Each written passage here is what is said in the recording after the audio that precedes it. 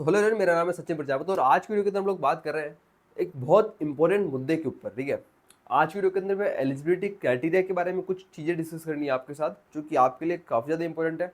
आप 2025 के अंदर एग्जाम देने जा रहे हो या फिर 2024 के अंदर अभी एडमिशन ले रहे हो, तो आपको हो सकता है थोड़ी बहुत नॉलेज होगी अगर 2024 में भी एडमिशन ले रहे हो, पर लेकिन आप 2025 के अंदर एग्जाम देने जा रहे हो, मूव कर रहे हो, तो आपको एलिजिबिलिटी क्राइटेरिया की पिक्चर में बता देता हूँ कि क्या होने वाली, ताकि आपके साथ वो चीज़ ना हो जाए जो कि अभी स्टूडेंट्स के साथ हुई है 2024 वाले स्टूडेंट्स के साथ।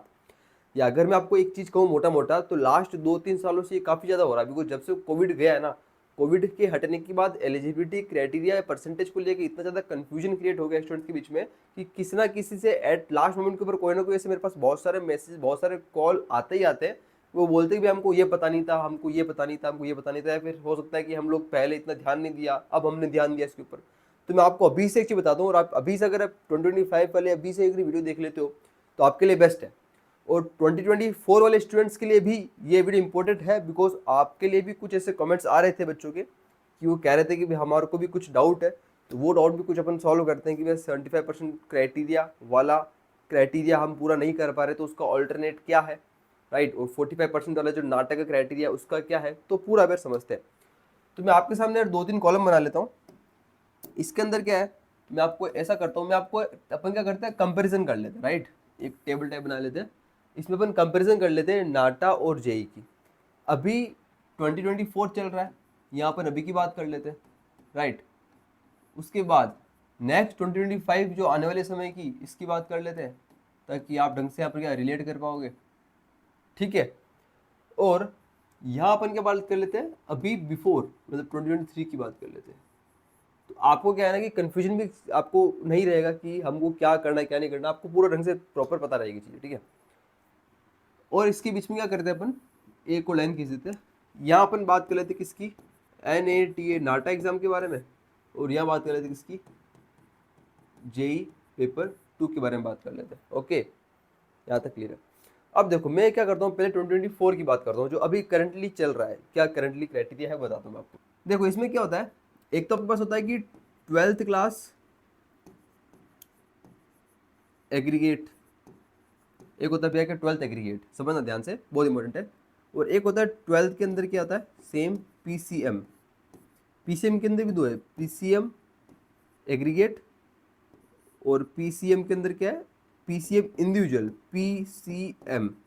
ये समझ गए होंगे आप। एक तो PCM का एग्रीगेट हो गया, फिजिक्स केमिस्ट्री मैथ्स मिलाकर तीनों का ओवरऑल परसेंटेज निकाल लेंगे।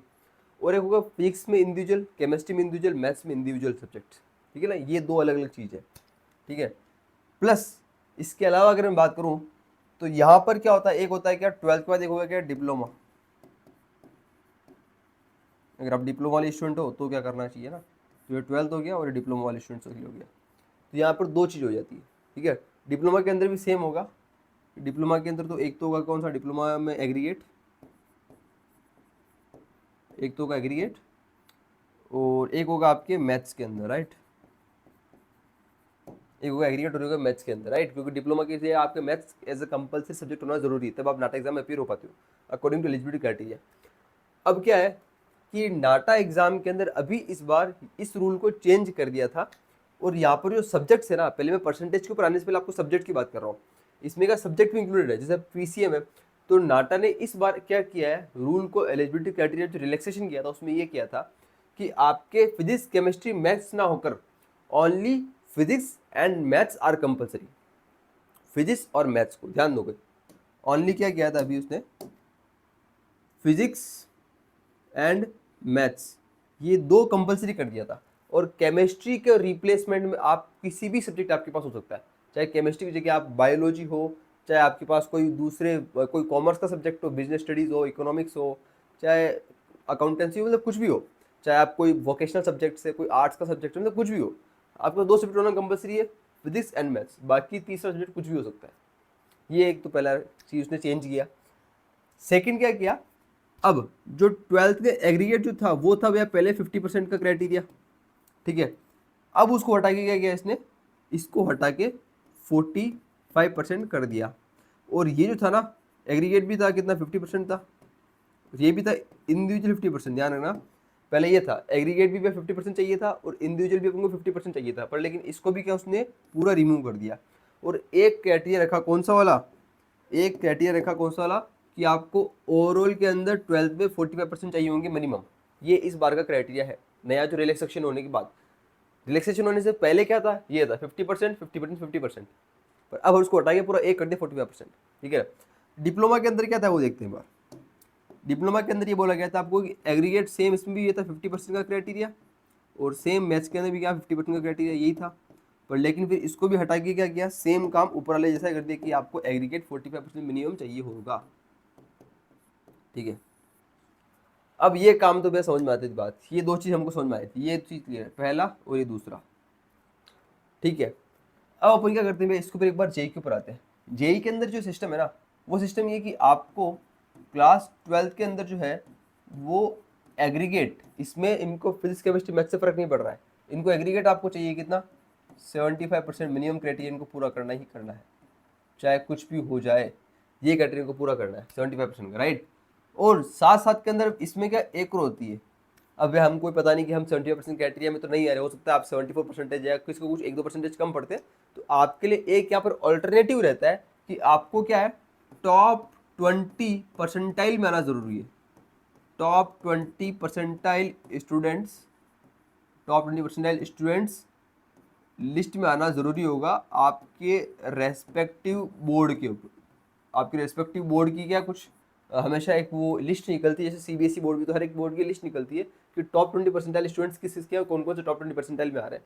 तो आप अगर टॉप 20% के अंदर भी आ जाते हो तो भी आप इसके लिए एलिजिबल हो जाते हो। तो जो ये क्राइटेरिया पूरा नहीं कर पाता है वो इसके ऊपर आया था, तो इसमें भी कुछ क्राइटेरिया पूरा कर लेते हैं। इसके 74-73% जो होते हैं, अधिकतर मोस्ट ऑफ स्टूडेंट्स ये वाला क्राइटेरिया पूरा कर लेते हैं। ठीक है ना, ये क्राइटेरिया। अब एक और चीज़ भी हम किसी के से ये मानना होता है कि क्या ये 75% वाला क्राइटेरिया या फिर ये क्राइटेरिया जो, क्या ये क्राइटेरिया इस नाटक से कम हो सकता है क्या?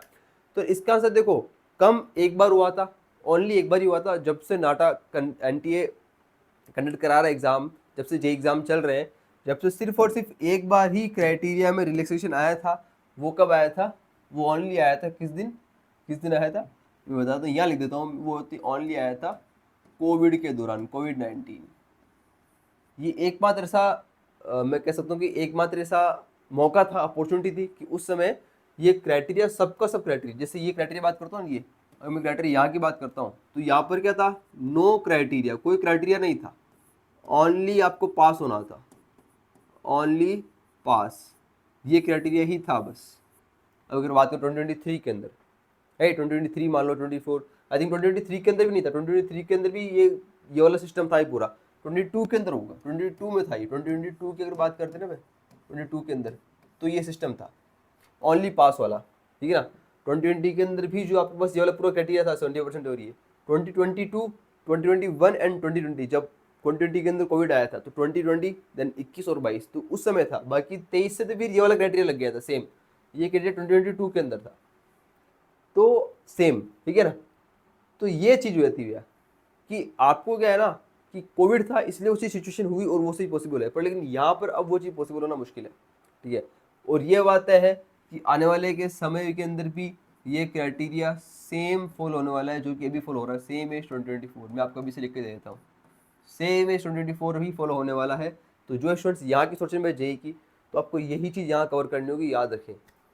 इसलिए आपको कहता हूँ आपको प्रायोरिटी से फोकस करना है 12th बोर्ड के ऊपर अपने, बहुत इंपॉर्टेंट है यार, बहुत ज़्यादा इंपॉर्टेंट है। और क्राइटेरिया टारगेट 75 नहीं रखना है, टारगेट बड़ा रखना है। 95 का टारगेट रखो, 90 से ऊपर का टारगेट रखो, 90 से ऊपर आप कितना भी रखो आपके ऊपर है, पर एटलीस्ट 90 तो मिनिमम सबको होना चाहिए टारगेट। 90 टारगेट होगा ना तब जाकर जोश के साथ पढ़ाई होती है और तब मज़ा आता है पढ़ाई करने का।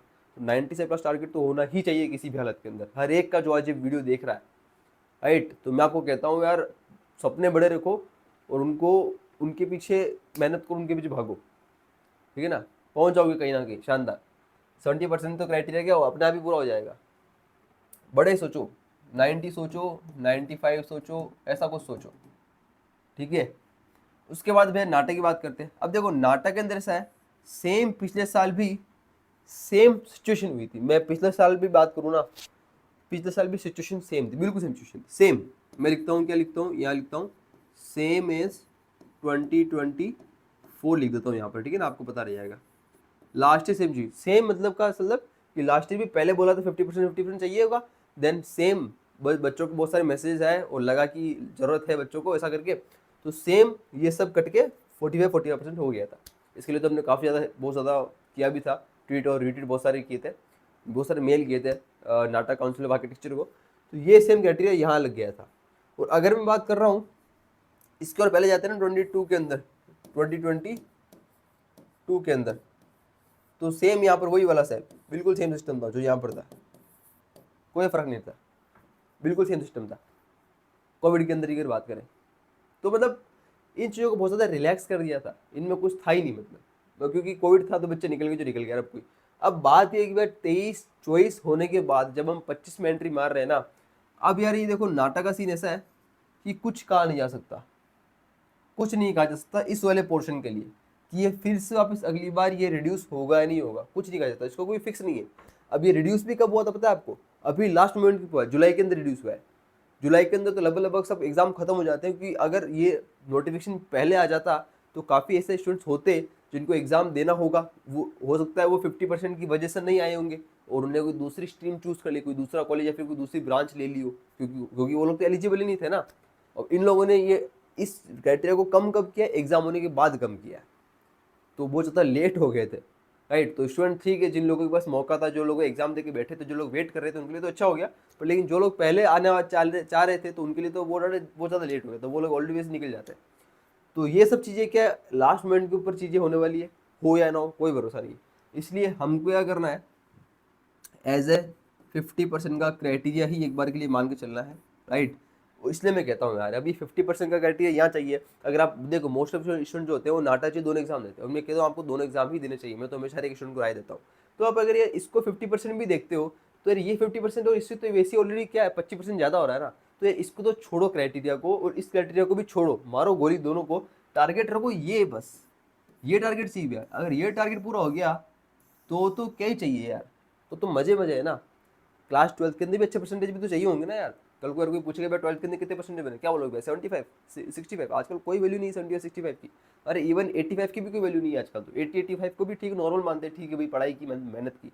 90 के ऊपर वाले को ठीक है, 90 तक भी मानो मैं, अगर आपको 90 तक भी है तो भी ठीक, मतलब सोचते हैं हाँ मतलब इस बंदे ने मेहनत की, ठीक है। अगर 50% 60% वालों को क्राइटेरिया क्या ही मतलब, कोई मजा वाली बात नहीं है उसके अंदर, ये चीज़ है, ठीक है। और मैं कुछ बता दूंगा आपको, ये 50% क्राइटेरिया जो ना, देखो ये जेई के अंदर तो ये क्राइटेरिया जो आपको ओनली पूरा करना होता है, उससे ज़्यादा मैटर नहीं करता है।